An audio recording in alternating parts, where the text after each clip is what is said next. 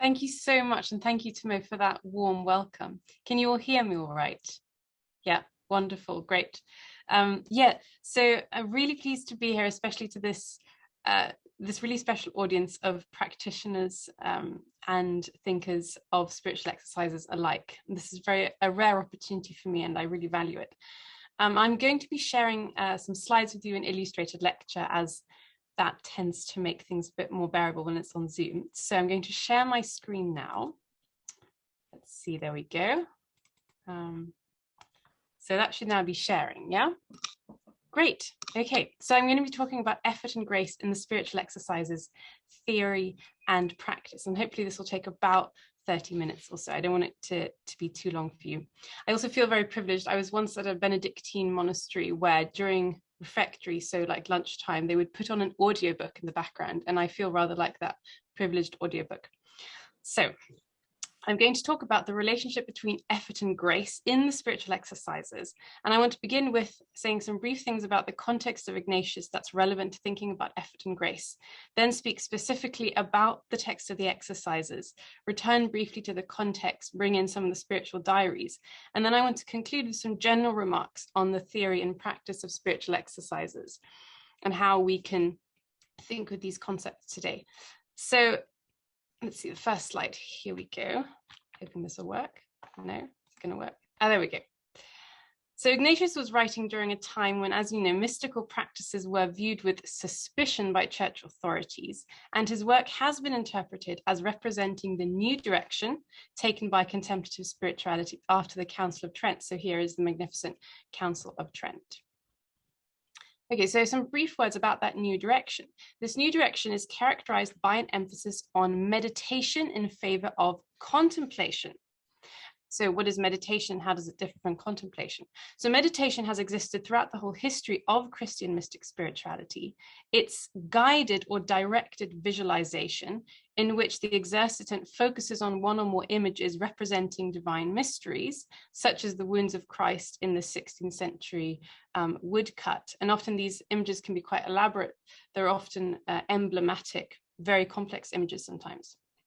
So meditation is distinct from contemplation, which basically is ecstasy, an experience of receiving divine grace in which one is not thinking about anything. In fact, contemplation is defined as a lack or absence of discursive thinking and a total surrender of voluntary control, not only over thoughts, but importantly also over the body. So ecstasy is associated with like states of bodily frankness and sometimes with sort of a rigidity of the body. And it's worth noting that meditation and contemplation are often used synonymously, right? So in some of the texts, contemplation will be used as a word for meditation and vice versa. So really, it's not a question of terminology, but a distinction between two distinct aspects of Christian mystical spirituality. One that is focused on controlled, deliberate effort, and one that's focused on the opposite. So both meditation and contemplation, these two aspects have existed alongside one another in an uneasy truce. And there's rather an interesting book written in the 50s by a Catholic theologian called Richard Knox, which is called Enthusiasm. And he basically charts the whole history of this kind of uneasy tension that he distinguishes as enthusiasm, or this tendency to want to do away with formal forms of meditation and instead to practice a form of more kind of intuitive spirituality. And he argues that there is this tension throughout the church between those who have wanted to advocate a more controlled way and ones that have wanted to advocate a less controlled way. So during the 16th century, though, the relationship turns particularly acrimonious. And many mystics, including Ignatius, were interrogated, many were condemned, and some, such as the Alumbrados in 16th century Spain, were even killed en masse for promoting practices of contemplative prayer. And there's quite an interesting convergence between trials against those accused of witchcraft and trials against those accused of mysticism. So I'm going to get back to contemplation and the persecution of mystics shortly, but now let's just focus a bit more on meditation and what it entails. So two characteristics are distinctive of meditation. The first is this emphasis on images. often quite elaborate sequences of images that can be very complicated. As I said, they involve many details that have to be memorized, and that accounts for the intricacy of meditation. So the most famous of these practices is, of course, the Rosary, which is essentially a series of guided meditations throughout, focusing on mysteries to do with the life of Mary. And this is still very popular today. And the Rosary was also codified and systematized during the 16th century, although its roots are much older. So this image was painted before the codification of the Rosary.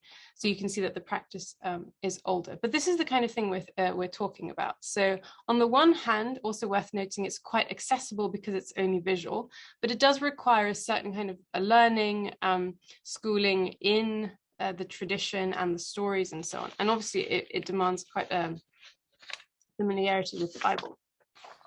But it's not necessarily a learned tradition. It's a kind of a mixture of the learned and the vernacular.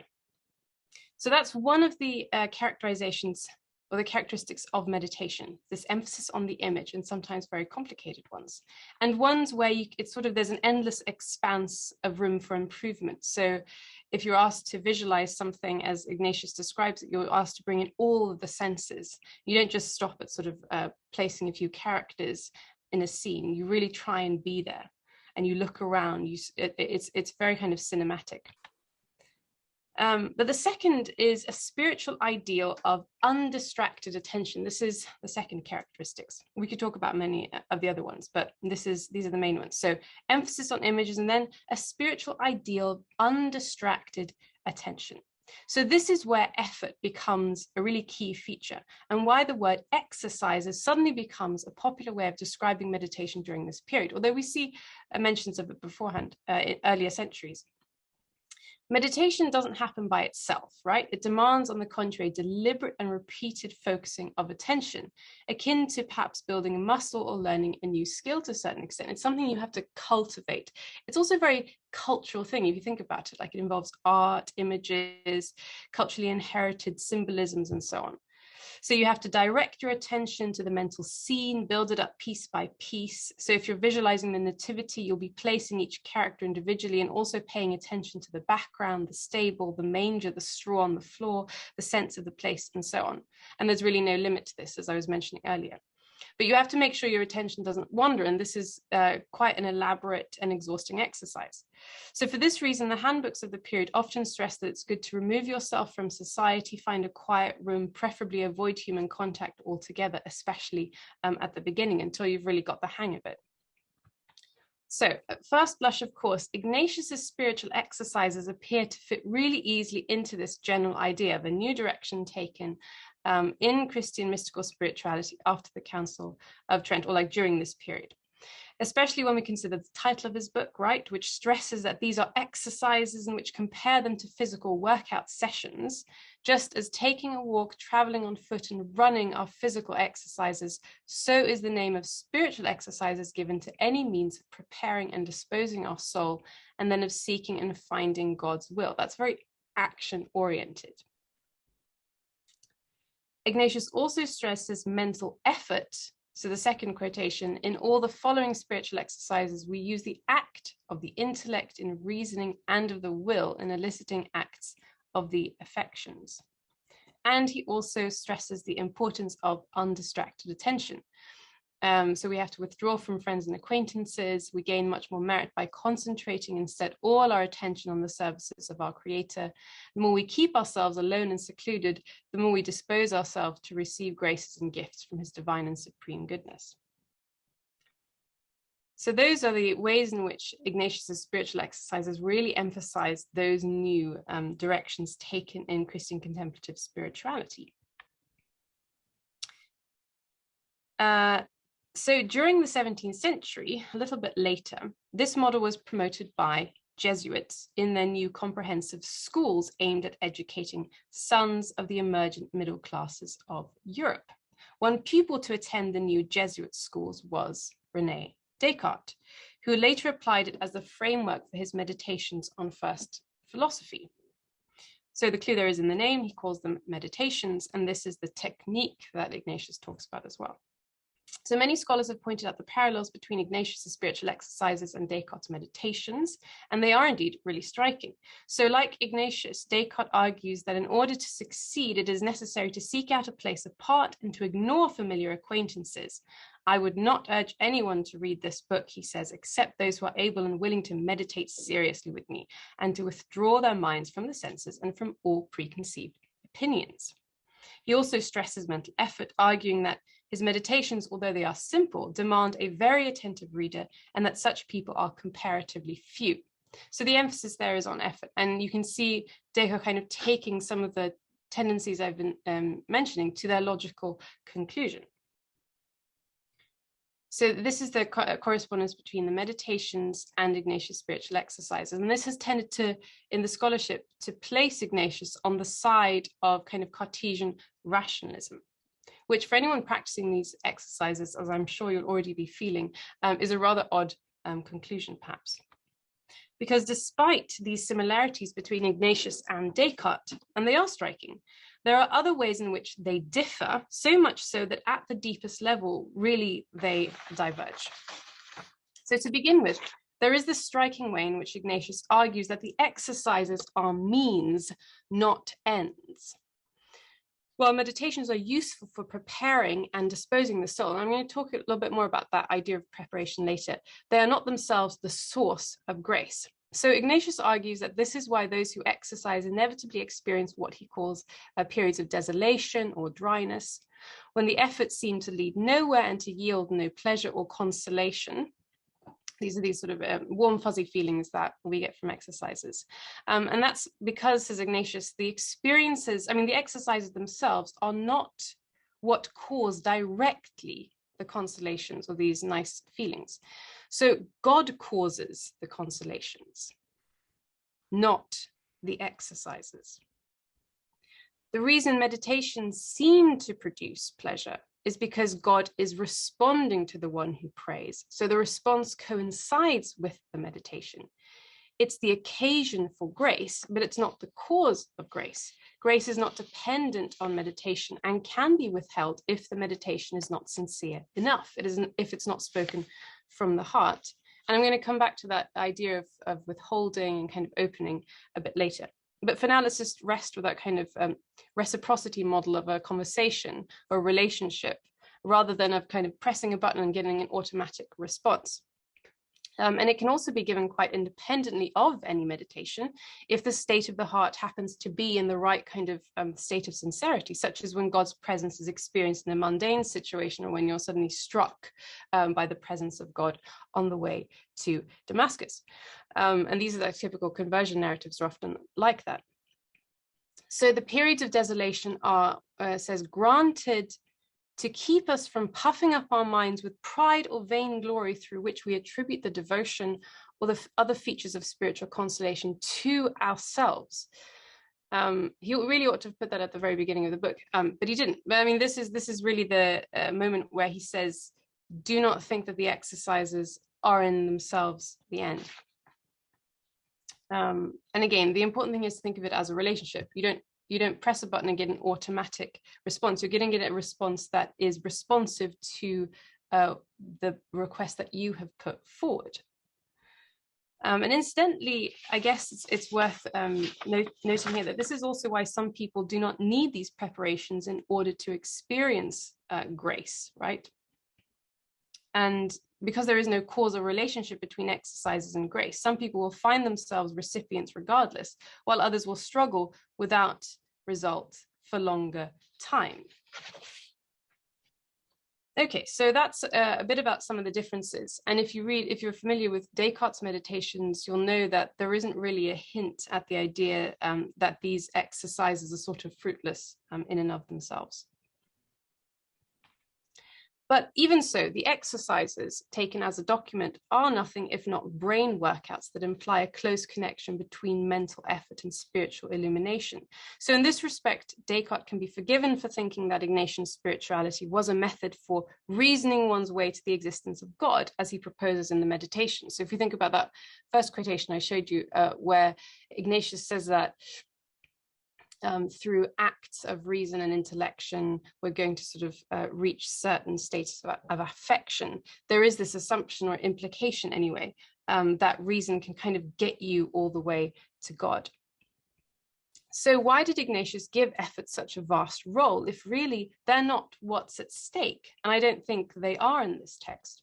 Even that they need to be abandoned in order to experience what Ignatius calls the true consolation of God's presence. You need these periods of desolation, he says, in order to realize that your own efforts are not what are actually causing the grace. So if you get into the habit of having warm, fuzzy feelings whenever you meditate and expecting that to be the case, then you're in this sort of idea of the automaton where you just put in input and you get output. And he says that that's the wrong model for thinking about the relationship with God. So here another brief look at the historical context can help us to appreciate the text better. So as you know, in his youth, Ignatius had been suspected of perpetuating a form of spirituality associated with the alumbrados or illuminated ones, sometimes also called the abandoned ones. This was a loosely connected group of Spanish mystics, so sort of more of a movement than a real group, where it was argued that meditation wasn't necessary in order to achieve mystical union, and that instead what was needed was a practice based on the ideal of contemplation in this life, or mystical union in this life, in which the soul abandons itself to God. And their methods were really quite different to those we find in formal meditation and the spiritual exercises. They don't involve visualization, but instead give really minimal directions. These texts are often really very short and subtitled with something like a short and easy or simple guide or something like that. They argue that it's enough to open the heart to God by stilling the mind and the will. And they just give instructions on how to read in a sort of contemplative way. So the reason why illuminationism, as it's sometimes referred to, or enthusiasm, was considered heretical was because it was an approach to the spiritual life that could be practiced by anyone, demanded no special learning, and the criticisms against it were concerned with the unauthorized nature of the spirituality it generated. At a time when the power of the Catholic Church was under increasing threat, this was a topic of really intense debate. And in 1632, so much later, an edict against the practice was even passed by the church. So this is one of the reasons historians give for Ignatius composing his manual in the way he did, as an attempt to avoid persecution and provide a spiritual manual that would not raise the ire of the Inquisition. And I think we can see this in the way Ignatius, in the very exercises, in fact, questions the idea that the exercises he gives are the aim of the text. It would be quite remarkable if Ignatius didn't make this argument, for the idea that meditations are provisional and that ultimately the will must be stilled and quieted is not unique to the Alumbrados, but goes back in Western Christianity to Augustine and to the 10th book of the Confessions, where it's all about resting in the eternal Sabbath of God. So the close relationship between Ignatius' spiritual exercises and Descartes' meditations can give the impression that effort and grace are sort of mutually exclusive or contradictory, but this isn't the case. And also the idea that Ignatius is responding to a pushback against contemplative prayer is really important here. He's trying to kind of adapt the method and make it viable in a theological climate where it's no longer particularly appropriate to talk about contemplative prayer. So perhaps the single most important text for showing this is, of course, the fragments we have from Ignatius' spiritual diaries, a really beautiful short little document, which are a painstaking record of a person experiencing and moreover desiring precisely the state of tranquility, which the Alumbrados were accused of teaching and which was later known as quietism.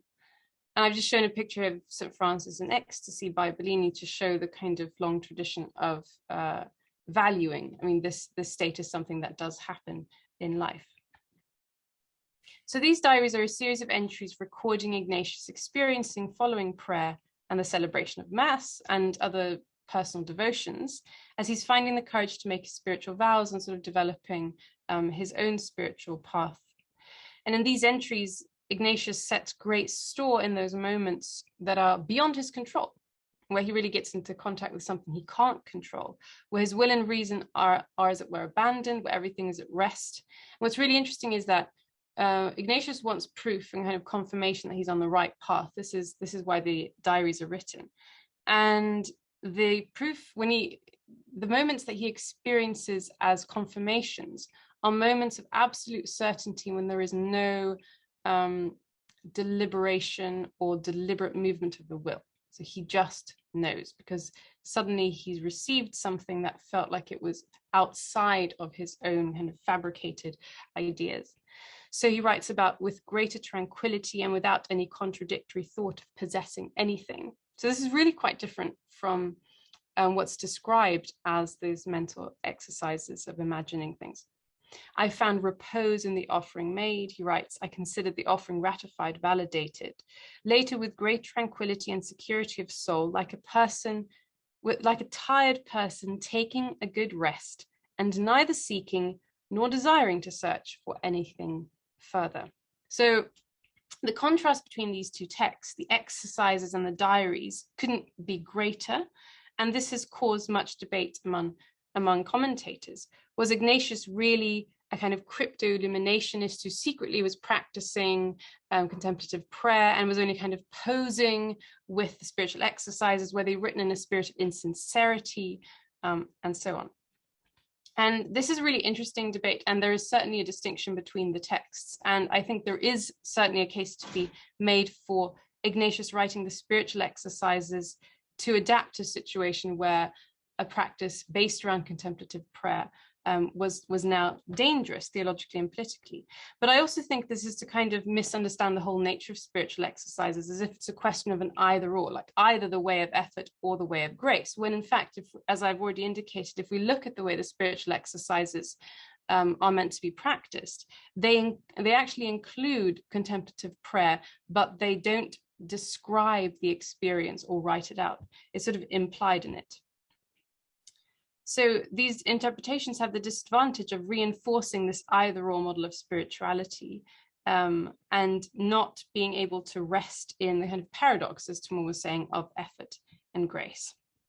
So at the same time, there is a certain distinction here, and in response to this, a relationship between the two and how to parse that, the literary scholar Roland Barthes made a brilliant analysis of Loyola's work that I'd like to linger with for the remaining few minutes. So he starts up with the observation that commentators have looked at the spiritual exercises to find the practice in Loyolan spirituality. And he says, maybe this is a bit wrong, because in fact, the exercises describe what you're supposed to do, but they don't really describe the experience, sort of the effects of it, if you like. And for that, he says, you have to look at the diaries. And in the diaries, you get an account of how the exercises, or something that we assume is quite similar to the exercises, panned out, what really happened. And of course, the interesting, the irony or paradox, however you want to put it, depending on what position you come from, the irony is that what you get in the diaries are in fact descriptions that sound very much like quietism, like what the Alumbrados were accused of. So then the question arises, well, maybe the spiritual exercises and quietism are not in fact opposed, right? Maybe they're sort of two aspects of the same thing. And that's what I would like to argue. And this is what Barthes proposes. So he argues that we think of the diaries as, in a way, the exercising of the exercises, different from the exercises insofar as Ignatius can detach himself from it by imperfectly accomplishing it. So by actually doing it and then reporting back. And what he reports back is these experiences which seem to have nothing at all to do with images. And I'm going to get back to that shortly. So the diaries do not record an alternative spiritual practice. This is the point that Barthes wants to get across, and which I think is important as well. We don't have sort of two Loyolas, one who's practicing one kind of thing in the diaries and one who's advocating another practice in the spiritual exercises. But two different stages, if you like, or aspects of the same kind of thing. In particular, they record, the diaries, plenty of instances of desolations and interior doubts, so that by exercising the exercises, one comes to experience their provisional nature and ultimate disconnection from grace. This is what seems to happen in the diaries. So Barth writes, commenting on Loyola's emphasis on the inadequacy of mental effort that comes across really strongly in the diaries, it is well known that from a mystical viewpoint, abyssal faith is dark, submerged, flowing in the immense shadow of God, who is the face of sublime nothingness. Meditations, contemplations, visions, sights and discourses, in short, images occupying only the spirit's husk. So, another way to put this, which he sort of introduces, Barth does in this essay, but he doesn't point to explicitly, but I would like to, is to characterize the exercise as theory and the diaries as practice, taking those words in a conventional sense we use them today. This gives, I think, a rather good approximation of how these two aspects relate. So from the perspective of theory, the spiritual life looks like it can be reduced to visualization exercises, but the reality, the practice, reveals something that is quite different. Another way to say this is to think about the fact that there's a difference between reading a recipe for making a dish and then actually making that recipe and then tasting the food, right? Those two things are a bit different.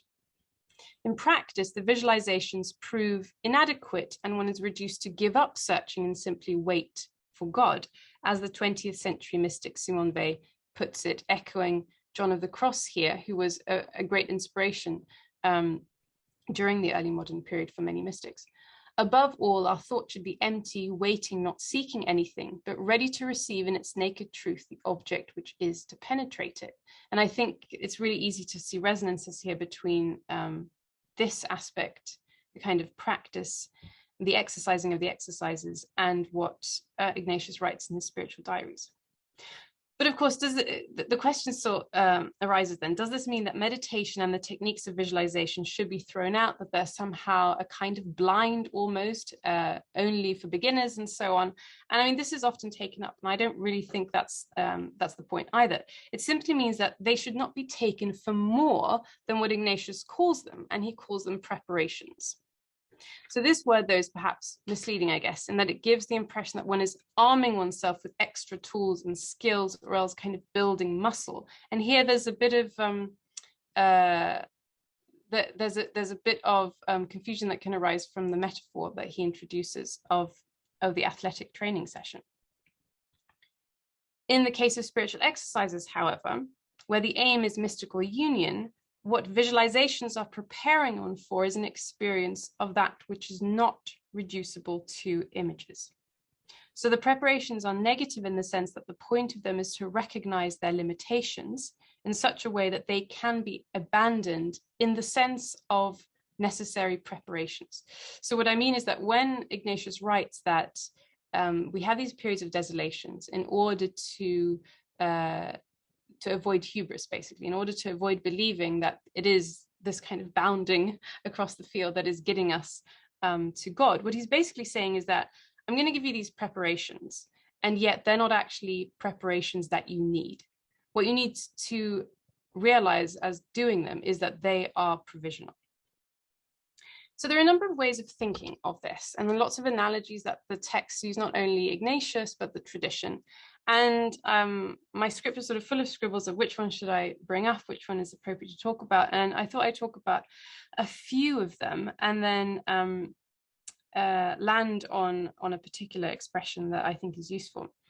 So the one that I think really captures some of the theology at stake here is the image of breathing and breath work. And this is something that's also alluded to in the spiritual exercises in that lovely little section on a method of praying where you sort of time the words to your breath.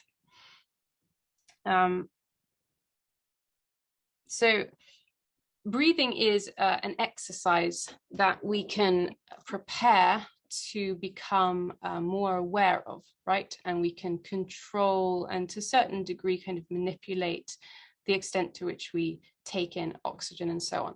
We can't control the flow of oxygen itself, and nor can we actually control the involuntary activity of breathing ourselves. So this happens whether or not we want it to or not, and the kind of awareness we have of it doesn't affect the fact that we are breathing and interacting with oxygen.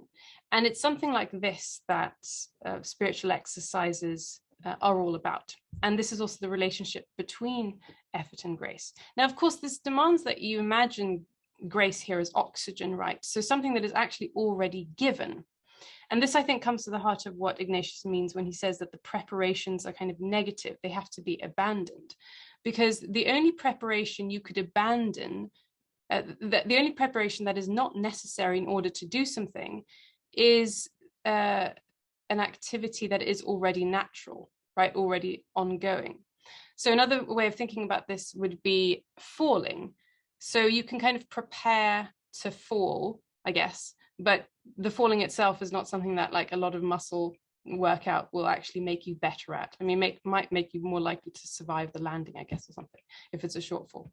But those are the sort, and falling through water, falling in general, the pull of gravity are images that are used a lot in the mystical tradition. And it's to show that sort of there are things you can do to prepare, and yet the experience itself is not dependent on those preparations. And the imagery of breathing, I think, is more useful because it shows the way in which you're sort of always doing this thing, i.e. always in a mystical union with God. It demands a kind of theology where God is not, remote, kind of Cartesian God, but a God who's immanent, even though transcendent to creation. But is there, I mean, Ignatius has this lovely little meditation on thinking of God present in all creation, in all the creatures, in everything that's being done vegetally around you to kind of sustain you as an organism. And so that's very much the idea here, that grace is something which is already given. And so what spiritual exercises does is make you aware of that so that you can experience it and enjoy it as grace, and not just as something you de facto take for granted and without noticing it, right? But the breath work here is important because, of course, spiritual exercises do something. And I think they do something analogous to what breath work does, right? You can kind of learn to maximize the intake of oxygen. But that doesn't mean that you're kind of, what, are you breathing more than someone who's just breathing normally? I mean, they're still breathing, right? And it also kind of accounts for this thing I was talking about earlier. Some people don't really need the exercises to be really good at this and to experience this all the time. Some people are quite naturally in tune with the rhythms of their breath and so on. And some people demand a bit more work to kind of get in tune in that way, but we're still all doing it, right? And this is something which comes across a lot in these different manuals about how it's really a kind of childlike sensibility. It's easy and it's difficult at the same time, and so on. The final image, which I think is quite useful, is photosynthesis. And this is one that goes back pre-Christianity, and you find it in Plato, this idea that we are essentially like kind of plants, and then God or the good is the sun, and then the sunlight is grace, which sustains, right? And so you make a kind of movement towards the sun in order to take in the sunlight, but it is the sunlight which gives itself to you. So you're not actually kind of directly conjuring up the sun by opening the window into the house, an image which is used a lot, or turning your face towards the sun as the plant would do. And so that's also the relationship between effort and grace, which Ignatius is trying to get at here by talking about these preparations, which have to kind of be abandoned insofar as they are considered to be necessary preparations.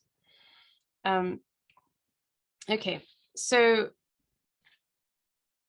if there is a kind of struggle here, there's a struggle with not kind of achieving a new skill, but with recognizing something that is already happening and letting go and sinking into it. So another image which actually I realize is quite useful here, that's taken up sometimes, is of letting go and letting be. So activities that demand a kind of minimal effort, such as breastfeeding, which is often used also in the literature, where grace is the milk, and you have to sort of latch on as a baby would do and start suckling, but then you have to not let go of the whole breast, but stop the kind of immediate suction, because otherwise there'll be an overflow and it will spill over. And so this idea of like, it's not about not doing nothing, but about knowing when nothing more needs to be done in order for things to take their course. And again, it's that sense of like, this is something which we already know how to do instinctively, naturally, as it were, because it is that which is given as nature.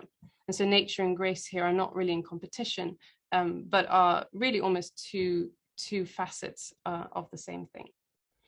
So finally, I'll leave you with a quotation from Jean Guyon, who wrote a little bit later than Ignatius and was accused of quietism, the center of the quietist controversy. And she says something that may seem the polar opposite of the spiritual exercises. The only way to look for God is as easy and natural as breathing the air and is no more than that.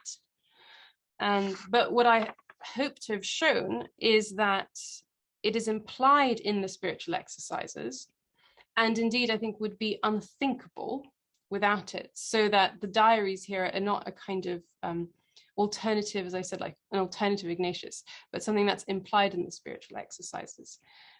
So that it's not a question of effort or grace, but the ability to perform an action in such a way that it does not contradict grace, but kind of imitates grace. And of course, that becomes, in terms of effort, an effortless activity. And that's that paradox of doing something in such a way that it becomes natural and unthinking. And that's when, of course, you can have these experiences of spontaneity. So that's what's aimed at with something like the spiritual exercises. And I don't think they contradict what is written of in the diaries, but the diaries record in more detail that which had become genuinely more dangerous to articulate in that way, in a manual of spiritual direction. So to conclude, the spiritual exercises are, in fact, and this is something which is not taken up at all, they're incredibly apophatic, because they focus so much on the kind of cataphatic aspect of mysticism, on what you do, because it had become more dangerous to talk about that which you cannot speak, that it's very easy to forget that this is a text that is all about experiencing it, as those who've done it will know, right, that the experience of it is quite different to the text. So that's the image. I think this is probably spoken for long enough and kept you occupied, hopefully during your lunch. But yeah, I thank you so much for your time, and I hope there's some time for questions, because it's always in discussion that these things come alive the most. But for now, I'll stop sharing. There we go. There we go. Yeah, thank you so much.